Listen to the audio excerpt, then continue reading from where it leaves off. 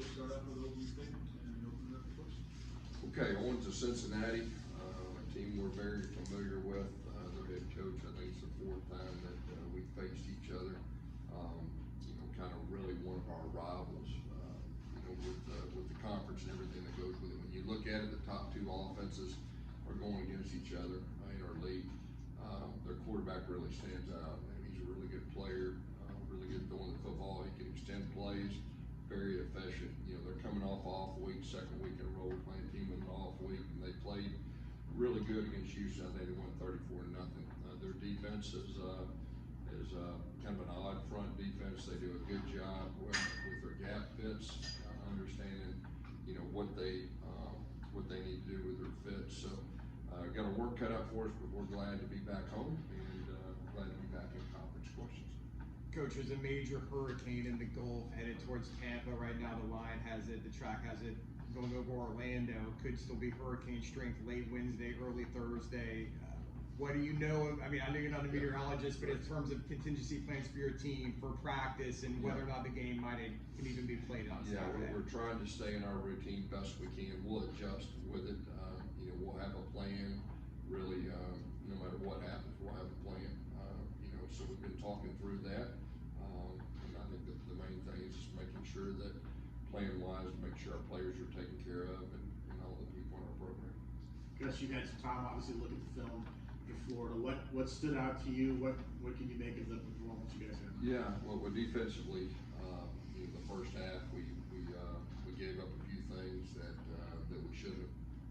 Defense suddenly, and I thought they played well in the second half. Offensively, it's just bottom line, we got to be effective to run the football. When they load the box, we got to make them pay. We didn't do that, and really that's what stands out to me. But we'll have a better plan and moving forward. Coach, you mentioned running the football effectively going into Cincinnati, assuming it's played almost inevitably the weather's going to be sloppy. Does that give you guys an advantage running the football? I don't know. They run the football too, so I really don't. Usually, anytime weather, it's usually wind is what really affects people more than anything. So we'll see where that's at. Why do you think the challenges in the red zone process? Like I said the other day, I think it's all above. We got to do a better job, scheming people up. We got to do a better job getting in the red zone. Well, we've been really good in the red zone. We've been able to run the football, and so we gotta do a good job. I will say this. I mean, we're able to kind of look back after 4 games and address some things, and I feel really confident we'll have a better plan, moving forward with what we have in the red zone, because that's going to be really a huge key to the success of our team moving forward. Coach, the team ranks bottom in the league in sacks and near the bottom in passing yards per game. It's obvious the defense has been struggling. Are you considering any changes personnel-wise and game plan-wise? We're needing to put more pressure on the quarterback. I mean, that's real evident. We do understand that. So we're looking at really all of the above. We got to figure out ways to put pressure on the quarterback, whether it's schematically or whether certain people match ups on certain things.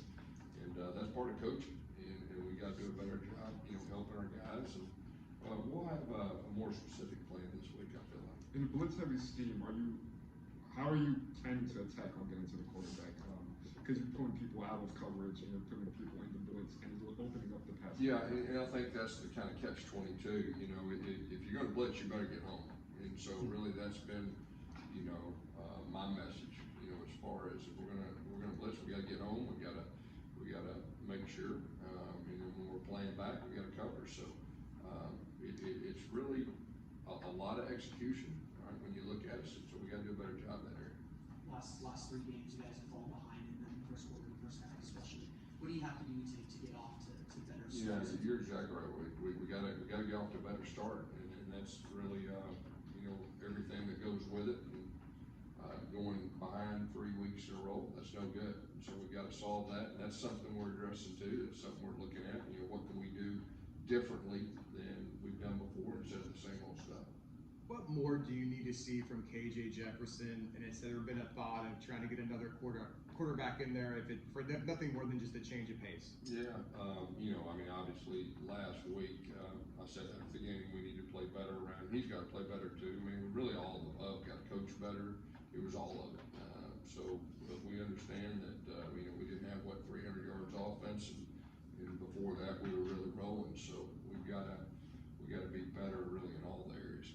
Speaking of KJ, a lot of the quarterback designed runs that have been called just haven't been as effective as maybe you would have liked. You know, how confident are you moving forward that that is something that can be executed? Yeah, I mean, it's part of execution, it's part of the bigger picture scheme. I mean, you know, when you have design either reads, you know, some of them are reads now, too. Some of them are design runs. So just execution wise and maybe calling them in different situations too. Really, kind of like I said, it's kind of all of the above when things don't work successfully like you would hope. Gus, you got the 2-game losing streak. How do you guys tune out the noise, the outside noise? Yeah. When you go through a losing streak like this, Yeah. you had it happen last week too as well. How do you tune all that Yeah, out? well, we got a veteran team. I said after the game we're going to bounce back. I'm very confident. I'm more confident today than I was afterwards. I mean, you're feeling like crap at that point, but it's our leaders. 2 of them that you're going to hear from. You know, real confident that we'll be able to rebound. You know, we're still learning some things about our team, about our players, and doing some things. We need to do a better job coaching schematically in some areas to help our guys out. So that's our plan moving forward. Think about our guys. I mean, they're playing their guts out, and they're going to continue to do that. And I really feel like we're going to finish strong. I'm glad we're back in the conference now. That's behind us, and you know, last 2 games we can't control that. That's over. But our group is a real close group. They understand in those walls, the team room. That's all that really matters. Doesn't matter about Twitter. Doesn't matter about this opinion or that opinion. Bottom line, we need to play better football on the field.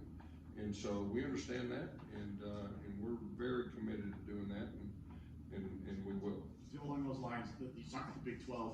You got an opportunity now to still make some noise in the Big 12. You got a lot of the games left. What can you do to maybe kind of focus on that and try to? Well, that's exactly what our leaders and our team's going to focus on. We're back in the Big 12, but we're 1-1 right now. That's the reality. Got a lot of season ahead.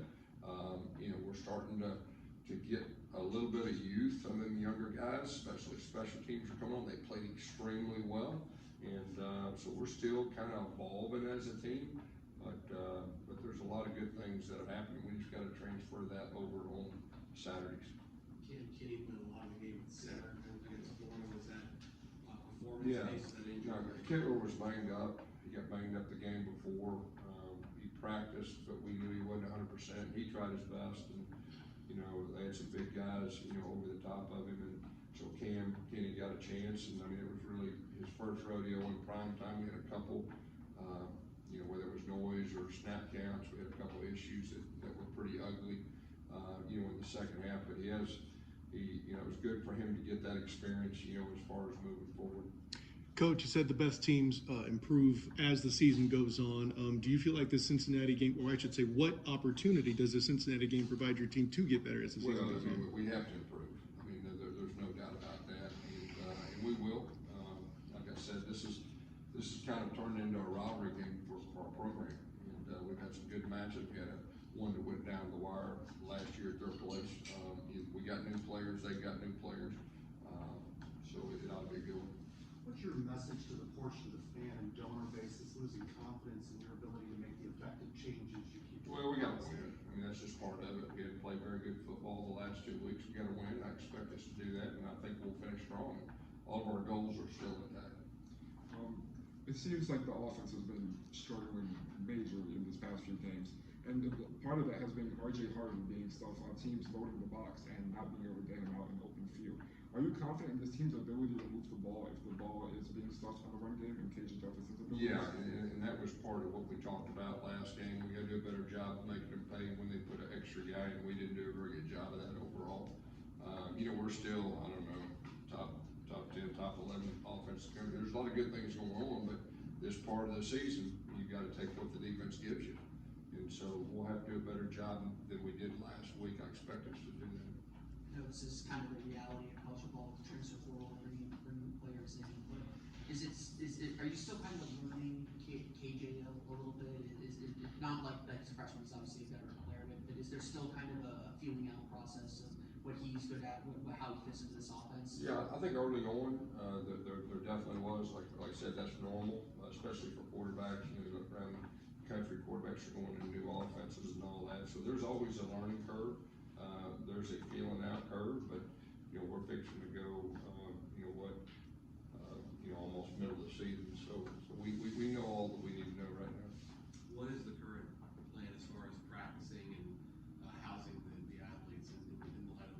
Yeah, I mean, we're planning on practice in the morning, planning on practicing Wednesday morning.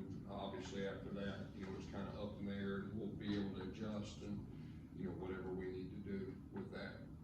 Coach, you rotate a lot of the receivers, Javarius, Jared, on Saturday. Do you think that will continue moving forward until you find a clear-cut guy, or do you think you'll just keep rotating those guys? No, I think, you know, Tim just had a plan. You know, we played pretty much 6 guys, and that was his plan, and keep everybody fresh and everything that goes with that.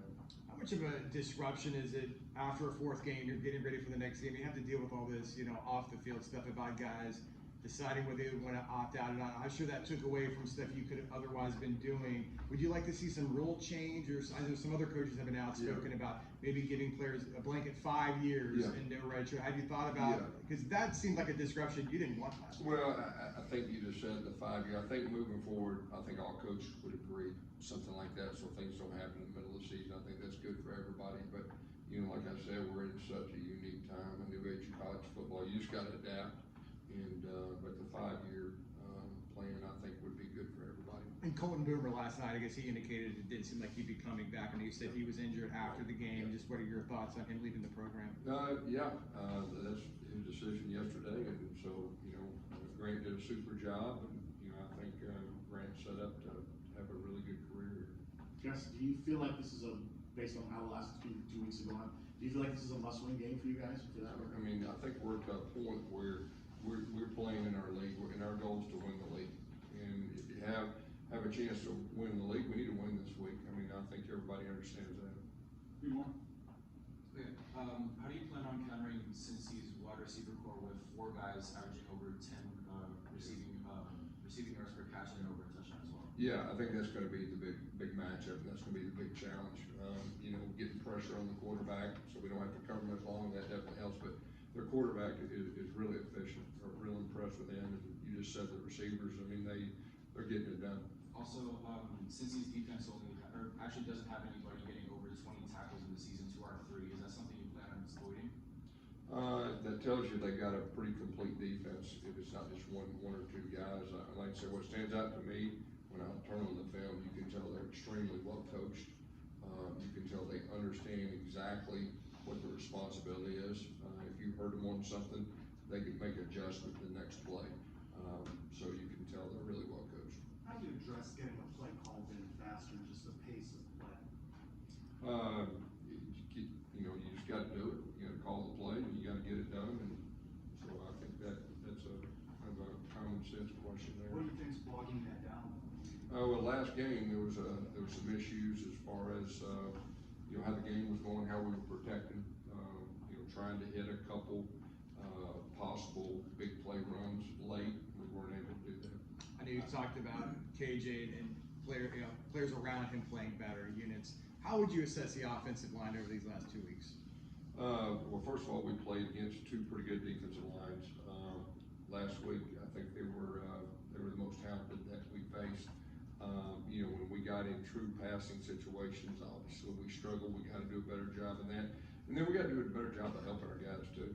And, you know, playing ahead of the chains, not behind the chains. And you know, that's coaching responsibility too. So I think it's all above of that too. Thanks, Coach. Thanks, Coach.